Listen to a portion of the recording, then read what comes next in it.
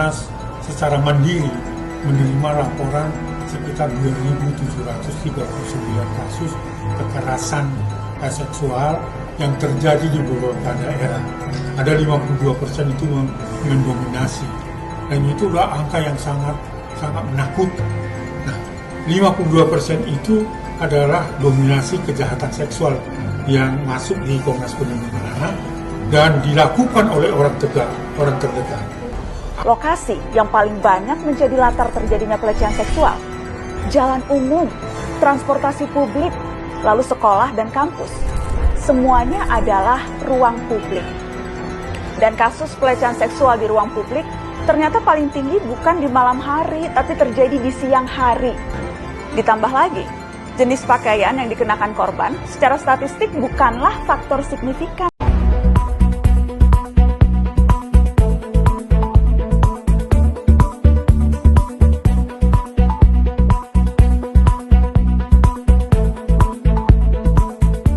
Kasus kekerasan seksual di Indonesia sudah menjadi ancaman serius, terutama bagi perempuan.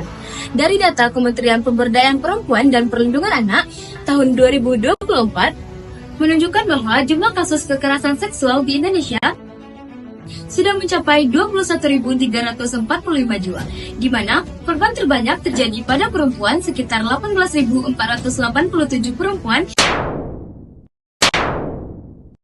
yang mengalami kekerasan seksual dalam berbagai bentuk.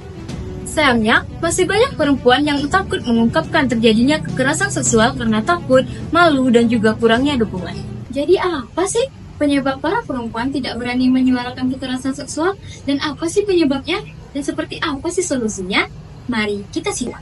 Kekerasan seksual terjadi di ruang publik, sedangkan mitos mengatakan kekerasan seksual pada perempuan terjadi di malam hari dan perempuan menggunakan pakaian atau berbusana mini.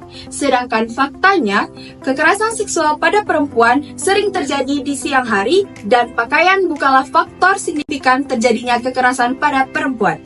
Alasan lain, perempuan seringkali menjadi korban kekerasan seksual yaitu kurangnya pendidikan seksual. Sehingga tidak jarang perempuan berada di hubungan yang tidak sehat. Di beberapa kasus, perempuan seringkali bergantung kepada pasangannya. Sehingga celah-celah ini menimbulkan ketidaksetaraan posisi yang dapat memunculkan kekerasan seksual dapat terjadi. Dari banyaknya kasus kekerasan seksual di Indonesia, maka perempuan harus berani menyuarakan kekerasan yang terjadi pada dirinya. Di antaranya dengan cara first, dare to report sexual violence to the authorities, atau melaporkan kekerasan seksual yang terjadi kepada pihak yang berwajib. Seperti yang sudah disediakan oleh Kemen PPA atau Kementerian Pemberdayaan Perempuan dan Perlindungan Anak, yaitu kontak pengaduan. Di mana dengan adanya kontak pengaduan ini, maka para perempuan yang merasa atau mengalami kekerasan seksual bisa melaporkan kekerasan seksual yang terjadi pada dirinya kepada call center Sahabat Perempuan dan Sahabat Anak, yaitu SAPA 129 melalui email di bawah ini atau WhatsApp di bawah ini. Next, equipping yourself with better sex education.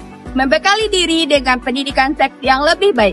Pendidikan seks adalah proses membekali diri dengan pengetahuan dan keterampilan tentang kesehatan dan hubungan seksual. Pendidikan seks ini sangat penting untuk mencegah terjadinya kekerasan seksual terutama pada perempuan, dengan mendorong untuk hubungan yang sehat, mengajak tentang taunya batasan, dan menyediakan sumber daya bagi para penyintas kekerasan seksual pada perempuan. Lastly, building strong social support.